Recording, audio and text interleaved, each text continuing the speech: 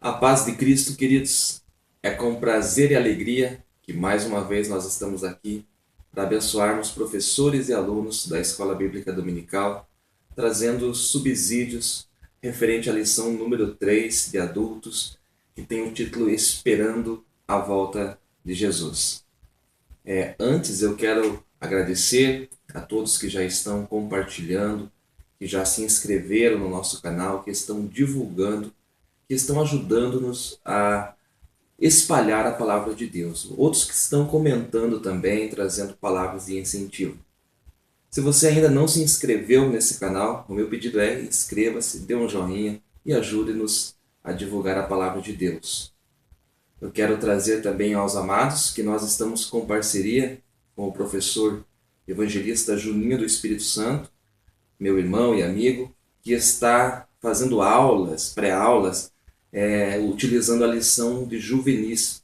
Então, se na tua cidade, se na sua classe, você tem classe que utiliza a revista Juvenis da CPAD, eu vou deixar o link do canal do professor Juninho na descrição desse vídeo. Entre lá e ajude a divulgar também. Lição de número 3, Esperando a Volta de Jesus. O texto áureo desta lição está em 1 Tessalonicenses, capítulo 5, versículo 23. E o mesmo Deus de paz vos santifique em tudo, e todo o vosso espírito, e alma e corpo, sejam plenamente conservados, irrepreensíveis para a vinda de nosso Senhor Jesus Cristo. A leitura bíblica em classe está em Mateus capítulo 24, versículos 42 ao 46.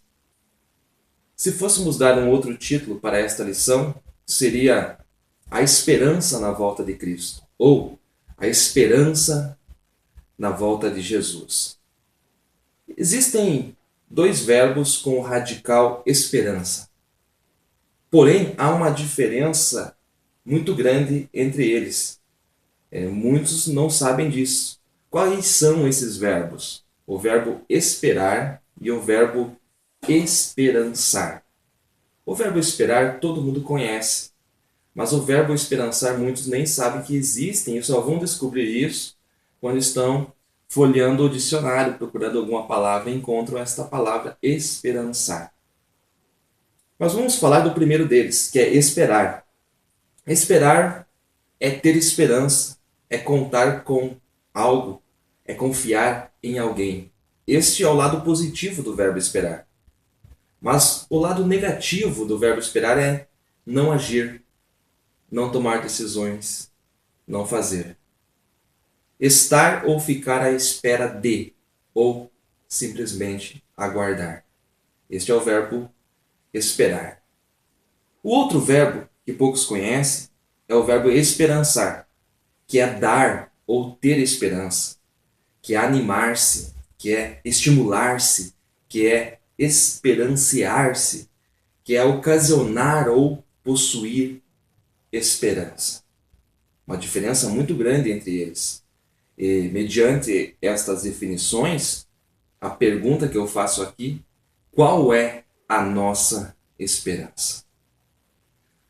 Qual é a esperança que temos na volta de Cristo? Será que estamos apenas esperando, no sentido de aguardar, no sentido de deitar, sentar e simplesmente aguardar?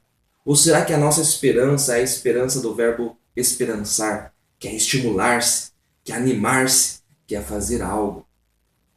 Fica aí a reflexão e que você leve isso para a sua classe, que vai ser de grande valia. Temos uma missão enquanto Cristo não volta. Você lembra muito bem de Atos, capítulo 1, versículos 10 e 11? Quando Cristo ressuscitou, ele ficou 40 dias aqui nesta terra, e então ele foi assunto aos céus. E no momento da sua ascensão aconteceu o seguinte, diz o texto bíblico em Atos 1 e 10. E estando com os olhos fitos no céu, enquanto ele subia, eis que junto deles se puseram dois homens vestidos de branco, os quais lhes disseram: Homens galileus, por que estáis olhando para o céu? Esse Jesus, que dentre vós foi recebido em cima no céu, há de vir, assim como para o céu o vistes ir. Eles viram Jesus ser assunto aos céus e ficaram simplesmente abismados, olhando para os céus. E os anjos que aparecem ali, eles dizem: por que vocês estão olhando para o céu? Por que vocês estão simplesmente olhando para cima, esperando o quê? Né? A ordem dele é para que vocês fiquem em Jerusalém até o momento de ser revestido. Depois vocês espalhem-se. Depois vocês vão cumprir a grande comissão que ele mesmo predeterminou. Então a aplicação que eu faço aqui para nós hoje é que muitos de nós estamos simplesmente como os varões galileus aqui. Simplesmente olhando para cima. Esperando. Quando a palavra do Senhor está dizendo: por que vocês estão olhando para cima? O que é que vocês estão guardando? Esse Jesus vai voltar. A promessa dele, a palavra é fiel. Mas enquanto ele não volta, nós temos uma missão. Há uma obra a ser feita e há um reino a ser estabelecido. Lembre-se disso. A volta de Jesus, ela é iminente. E isso requer de nós algumas coisas. Primeiro, fé. Pois sem fé é impossível agradar a Deus. A palavra de Deus diz isso em Hebreus 11:6. Fé é o requisito principal para nós que estamos esperando Jesus. Segundo, que sejamos cheios do Espírito Santo. Quem espera a volta de Cristo deve estar sempre cheio do Espírito Santo, sempre enchendo-se do Espírito Santo. E isto não é uma opção, eu coloquei aqui, isso aqui é um mandamento. Eu destaco Efésios 5:18, quando Paulo diz: não vos embriagueis com o vinho, em que há contenda, mas enchei-vos do Espírito. Não se embriagar com vinho é um mandamento. E encher-se do Espírito também é um mandamento. Então nós condenamos aquele que se embriaga com vinho, dizendo que é pecado embriagar-se com vinho. Mas nós esquecemos da segunda parte do versículo, que diz: encham-se do Espírito. A segunda parte do verso 18 também é um mandamento. Encher-se do Espírito é um mandamento. Então, para quem aguarda a volta de Cristo, um dos requisitos principais: o primeiro, a fé; o segundo, estar cheio do Espírito. Na lição, o comentarista refere-se por 2 vezes à parábola das 10 virgens. E eu quero trazer alguns ensinos aqui. A lição que a parábola das 10 virgens traz é o conceito da iminência, é o conceito da vigilância. Mas é importante que você saiba que a parábola não se refere a arrebatamento, porque Mateus 24:25, ele se refere à parousia, à vida de Cristo como um todo. E eu não vou explicar isso aqui agora, porque eu já expliquei na lição anterior. Então, se você ainda não viu, convido você a procurar aí a lição 2, sinais que antecedem a volta de Cristo, e lá você vai ter as informações necessárias. As virgens da parábola, elas não são noivas. Isso é muito importante que você saiba. Elas são damas de honra que iam adiante da noiva para entregá-la ao esposo, preparada, ornamentada e embelezada.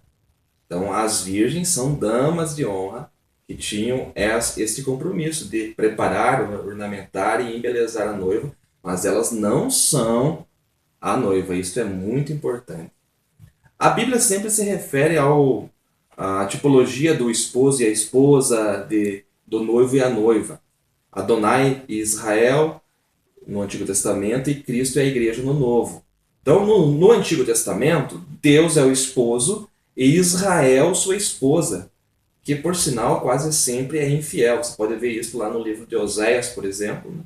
Em que Israel é retratado como a esposa infiel e Deus é o esposo traído. No Novo Testamento, Cristo é o noivo e a igreja a sua noiva, comprada pelo seu sangue. Então você pode ver que tanto no Antigo quanto no Novo Testamento há uma esposa e há um esposo, uma noiva e um noivo. Isso é muito importante. Por quê?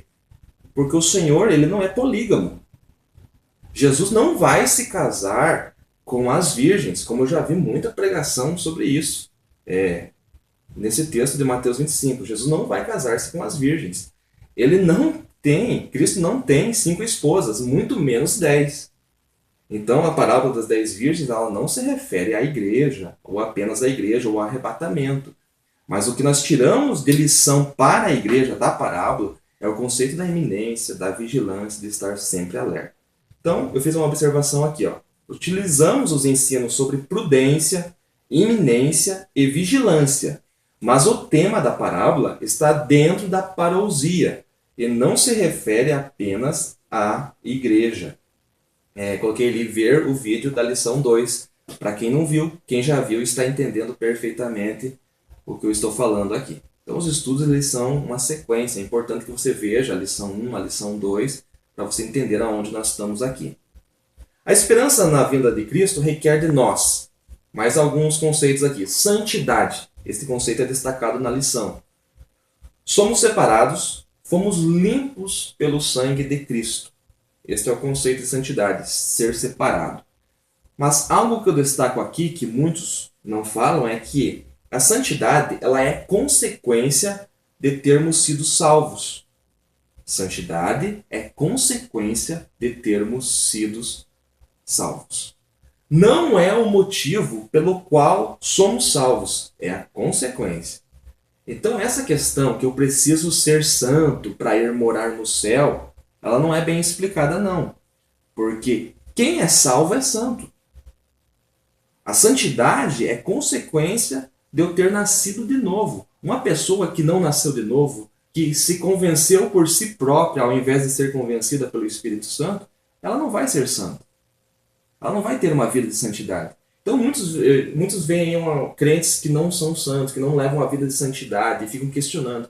A questão está no novo nascimento, porque todo aquele que é nascido de novo, todo aquele que passou pela cruz, que passou pela regeneração, ele é um santo. A santidade é consequência de termos sido salvos.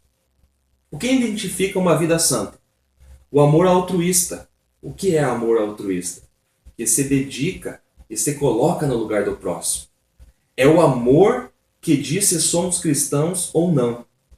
Os discípulos de Cristo são conhecidos pela maneira que amam uns aos outros. Você pode ver isto nas palavras de Jesus em João, capítulo 13, versículos 34 e 35, quando ele disse assim, vocês são conhecidos pela maneira como amam-se uns aos outros. É impossível alguém estar esperando a volta de Cristo se não ama o seu irmão, se não ama o próximo. O maior mandamento é amar a Deus e o segundo semelhante a este é amar ao próximo como a si mesmo. Então todo aquele que espera a vida de Cristo, ele tem uma vida de amor, amor altruísta, que se entrega em favor do próximo. Esse é um fato que você pode explorar muito na sua classe aí. A esperança na vinda de Cristo requer de nós o quê? Uma vida irrepreensível. Isso também está abordado na lição. O que é uma vida irrepreensível? Irrepreensível é o ser completo, o espírito, alma e corpo. O texto áureo diz que espírito, alma e corpo sejam conservados. Por quê? É muito fácil eu ter uma vida irrepreensível no corpo, onde todo mundo vê.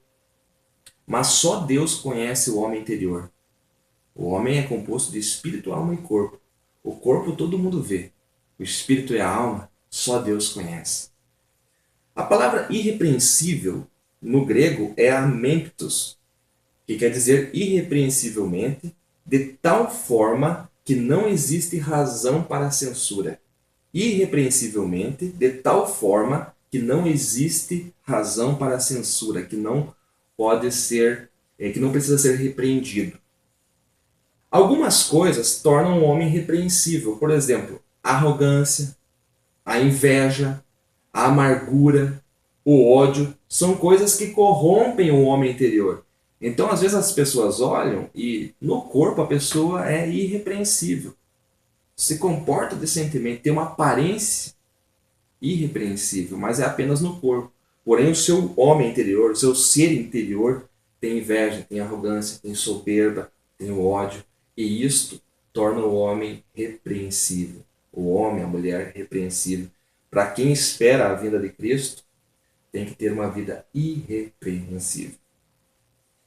A esperança na vinda de Cristo requer de nós também frutos e fruto. Há uma diferença entre frutos e fruto. Frutos são tudo aquilo que nós produzimos no reino. São as almas se rendendo aos pés de Jesus. São tudo aquilo que nós colhemos no reino de Deus. Esses são os frutos, os resultados, né? Agora, fruto já fala de outra coisa. Fruto é o do Espírito, que está registrado lá em Gálatas, no capítulo 5, no versículo 22. É um fruto que tem 9 partes, que compõem uma só fruta. Entendeu? Não são 9 frutos. É um fruto dividido em 9 partes. Como se fosse uma fruta que tem 9 gomos, por exemplo. Isso quer dizer o quê? Isso quer dizer que é impossível a pessoa ter um e não ter os outros 8. É impossível a pessoa ter 8 e não ter um. São 9 partes que compõem um fruto que estão registradas em Gálatas 5, versículo 22. Concluindo esta aula aqui, já indo para a conclusão, eu digo que a esperança que temos, ela não gera confusão. Enquanto ele não chega, estamos em movimento, estamos fazendo algo, espalhando as boas novas.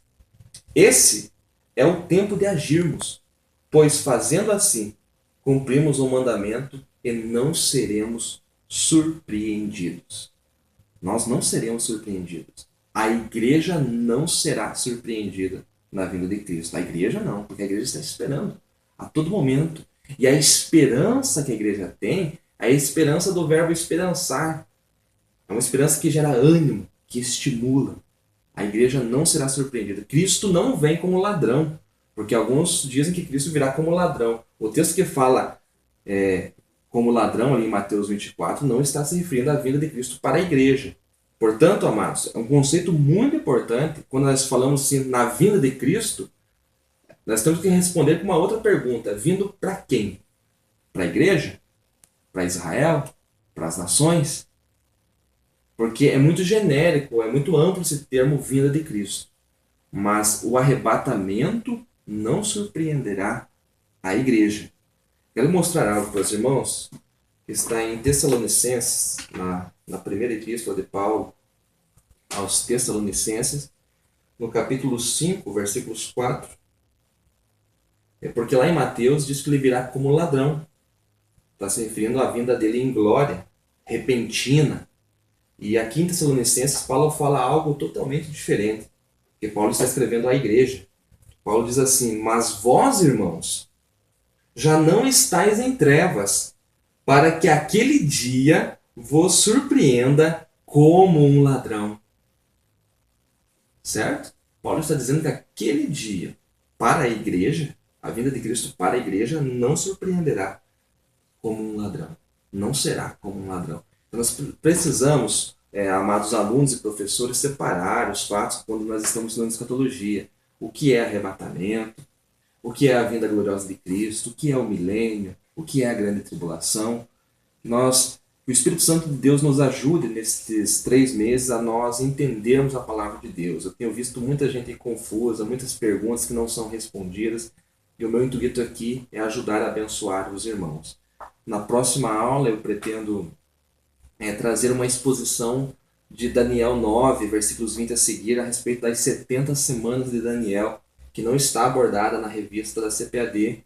Porém, as 70 semanas de Daniel, elas são uma chave para se interpretar a escatologia bíblica. Quem entende as 70 semanas de Daniel tem uma chave na mão para abrir as portas aí da escatologia bíblica.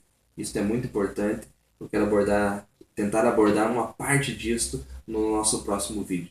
Que Deus abençoe ricamente a todos vocês, em nome de Jesus.